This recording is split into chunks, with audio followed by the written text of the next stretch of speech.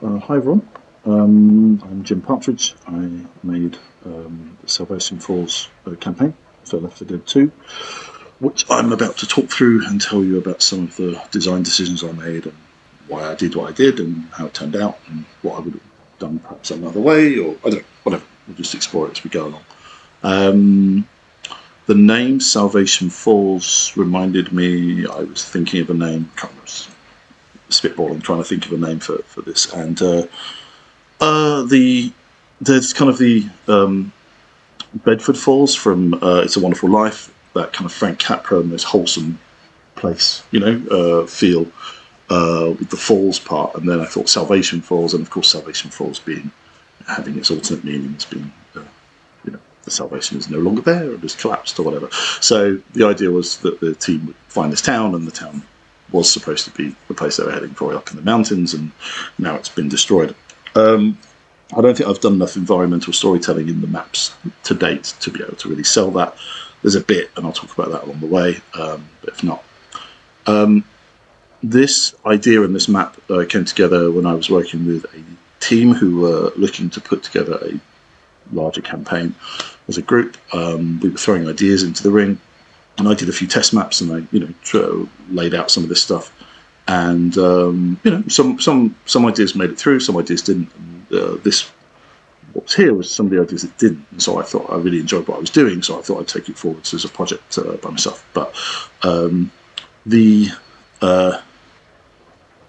concept of this was always meant to be like a mountain rescue kind of start with the helicopter, and the idea was, I really like the idea of doing a campaign in the mountain. Obviously, we've seen other campaigns in the mountains, but I just played around with the environmentals from Coldstream and others, and sort of smooshed them together into what you can see here, which is obviously anybody who's been up in the mountains. You are from time to time weather comes in, and because you're so high, you're inside the cloud as the cloud comes through. You can see it coming sometimes. Sometimes it moves very quickly, and once you're inside the cloud, it's exactly like this. Well, at least I think it is. It's a complete whiteout, but it's raining all around you, so I really like that aesthetic. Plus the fact it gets me out of having to show what's below you, because obviously doing a skybox showing a world beneath the mountain would be quite difficult to do, or it's a lot of work. So I cheated and just did a whiteout, and all I did here was just get a regular skybox and just upped it up the brightness until it was almost completely white. It was ever so vaguely not, but you can't really see it. And then I played around combining that with the fog in the game to try and get this this depth of fog look here. And really what I was looking for was, I need to turn the sound down, I thought I'd already done that, and what I was looking for was that sort of Twin Peaks, Alan Wake, foggy mountain. I'm going to turn the sound off completely because that's really distracting. That Alan Wake, Twin Peaks, creepy mountain fog, which once again I hadn't really seen done. It's got a slight look of that in Coldstream, and I really wanted to amp it up and to give it this kind of extra creepy look and feel. One thing I'm going to do is just turn God on, so I don't have to worry about dying. Now the only problem with Left 4 Dead is that you can still get incapacitated even if you're not killed.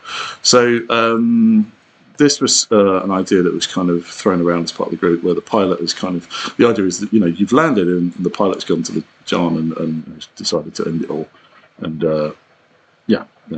leaving the team a message. But I like the idea of having the gun there as well.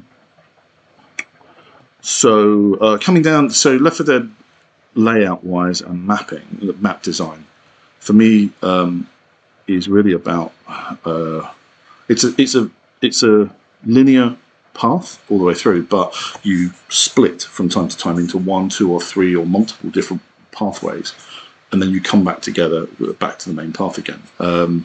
And it's really about opening up the space from time to time, and then having choke points like this. So we have to go around the car, giving us a little bit of a tighter space. I would say, in actual fact, the car marks the end of the player start area. You'll notice that the bots suddenly come down at this point, and the zombies start going for you, because prior to that point, you were in the zombie start. You were in the game start area, which means the zombies won't come for you.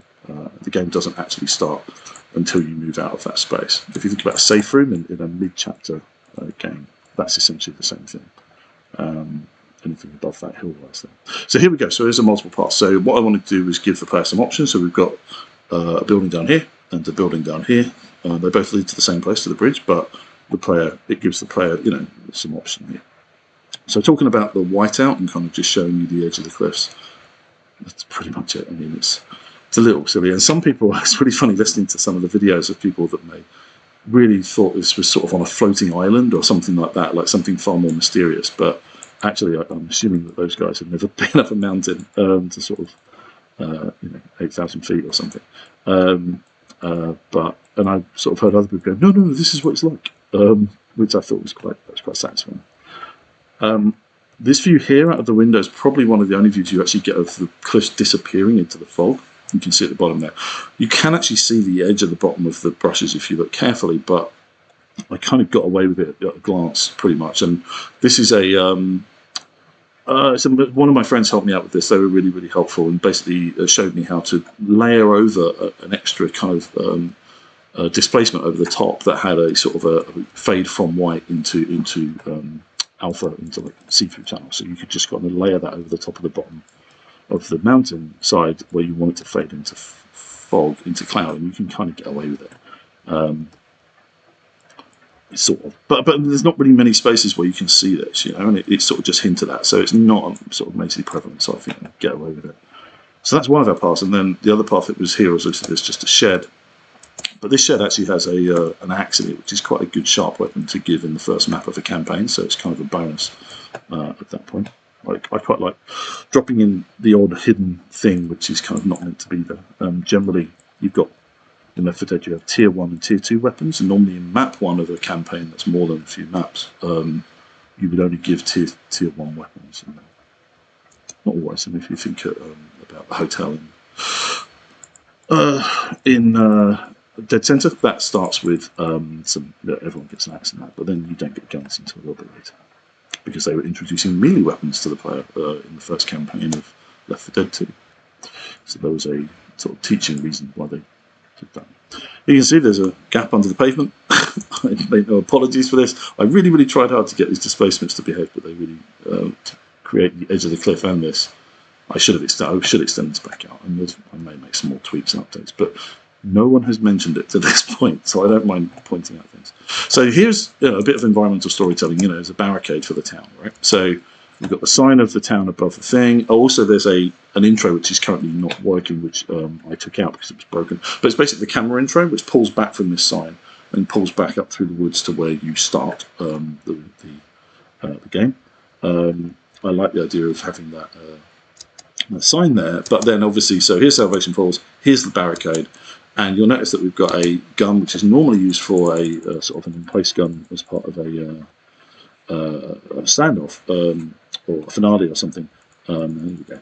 Right, I'm not good at this game, especially not good when I'm trying to talk to you guys. So, but yeah, the idea was to sort of set up that idea that they've been protecting the town. But it did throw a few people off, and they were like, "Oh my god, this is a standoff," and they're like, "Oh no, it isn't." But I quite like using familiar items from the game. Everyone knows what those guns are for, and so you kind of to tell the story as well. Which, okay, so I wish I was not careful. So the other thing we're doing here is, if you look at the bridge, just talk about environmental. So obviously I've got the fog, I've got the fogging at the bottom of the mountain, so you can see them disappearing. But the other thing I'm adding here as well, it's actually a lot more visible if you head up to the cliffs, is an EMV smoke volume, which Valve use a lot in their maps. You can see if I move left and right, you see this hazy fog, that's kind of this floating fog here. It is really cool, and it's quite expensive. I think you can't use it too much, although I use it way too much in these campaigns. No one seems to have complained. These days, everyone has a reasonable computer that can handle this. But it just looks fantastic. It gives everything this extra kind of haze and reality, which I think is wonderful. I really enjoy that. So once again, using vehicles to break up the space and create choke points where infected and special infected can take advantage of that. The other thing to note here is bracken. So here you can see that I can move through this space, right? But what it allows me to do is mark these areas as obscured so that the engine, the game engine, can generate zombies behind it and they can come running through, but it's not going to jar, or at least it knows that I can't see these areas. And the director, really what you're trying to do is give the director of the game, which is the automated system which runs the game, as many opportunities to generate spawning places for zombies or for the tank or anything. Yeah, and the bracken like this is brilliant because you can't see through it, but you can move through it, or at least zombies through it. And for example, some of these brackens I've added clip brushes to it so that the player can't move through it, but the zombies can. So it gives a really good sort of spawning mechanism to, yeah, a really good, cool way of just spawning as many enemies as possible, or letting the director do what it does best. Anyway. That's part of. There's a bit of a visual glitch there with the fog and the rain for some reason. It happens on several levels. It's always in that corner for some reason. I might have two fog brushes overlapping or something. I don't know. Okay. So at first I had this moving. Well, no, one of the what I tend to do is I build vignettes, I call them, but essentially little small maps that just are a single piece of sort of dramatic architecture or landscapes or something like that. So one of the ones I created for this quite early on was the idea of spin out here, of a landslide where the road had broken away, and with water running down, and I've really screwed up the box that, yeah, with water running down, and so the idea is that you're pushed off of the main road. I needed a reason to push off the main road because it's just kind of boring if it's just a straight road, right? So I want to push them up into the woods or up into a wooded area to get more length in the map. And this is one of the major challenges, I think, of mapping like this is, you can create these great spaces, but you need to create complexity within them to give enough longevity to the map. And depending on how the director chooses to spawn things, this map can go either very quickly or can take quite a while. Mostly on average, I'm looking for about 10 minutes per map in Left 4 Dead, so that a 4-map campaign takes about 40-45 minutes. So that's kind of what we're looking for. That's about right for the rest of the campaigns. So speaking of roads, one other thing to note is how to, obviously I can't have my roads heading off into nowhere, so how do you block off your map? So here we've got a landslide, which sort of works, I don't know. It didn't work until I stuck a truck in it, and then it looked a lot more realistic, but I don't know what that is. What's that? That's some leaves. Yeah, so there's one road that's broken, and then if we go all the way through here, around to the other side, I've got a collapsed tunnel. And there's about 3 or 4 collapsed tunnels in this map because it's a sneaky way of just sort of implying a bigger world, but without actually having to do it. And then, but it's a way, all of them have just collapsed with dirt in, which is really lazy. So, I mean, you put I don't know, maybe you put a bus across that or something like that in the next map, but I'll show you as we move on. So, this is what I mean about, if I lost all the bots at this point, and then I got snaps rolling these guys, I wouldn't be able to carry on my demonstration.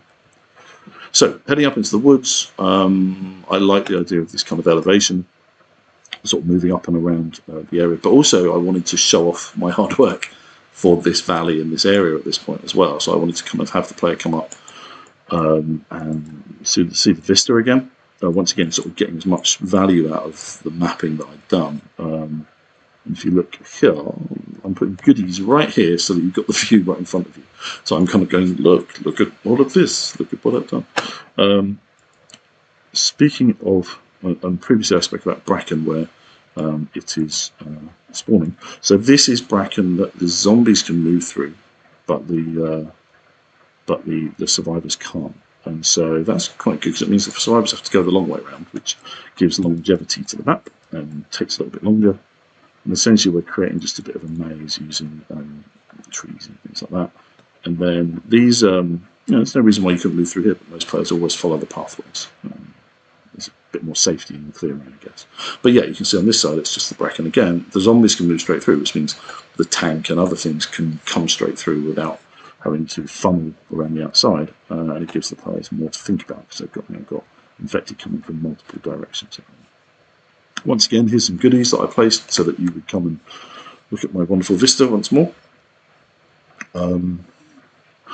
Let's talk about displacements. So you can see most of this map is displacements, right? Where I'm basically taking a brush, converting it into a model, and then deforming it, and then coloring, or shading it. Most of this is using these leaves. Some of it's a bit scrappy, but leaves, and this is a bit of a rough join here. But this is where I'm kind of smooshing displacements together. So this is several different displacements that I've kind of just pushed into one another to create an image. You can actually see the join there if you look carefully, but it's a very, very quick way of mapping. Like if you look here, this building, the roof is displacements, these columns are displacements, and I can just smoosh them into the BSP walls here. The walls themselves are very simple, but yeah, I'm able to create big cliffs and things like that, and then just smoosh them together to create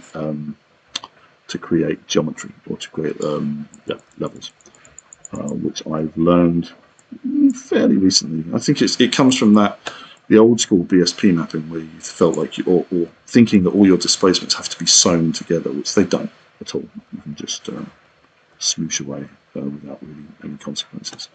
Well, at least I haven't found any performance-wise or anything like that. And it's very liberating. You can just try things out and see how they look.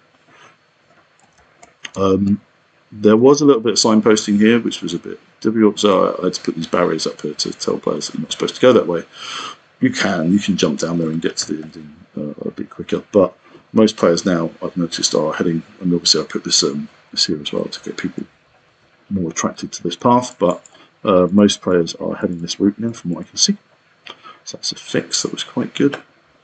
And now this is a place we were talking about, one-way drops. So here I have a situation where if I jump down here, I can't get back up again, right? Now, it may not be a conscious thought in the player's mind, but I think most players know when they're about to make a commitment to a move or to a situation. And drops like this are very good in Left 4 Dead because it stops people rushing on ahead to a certain extent, because they they know that if they drop down there and the rest of the team don't, they're on their own.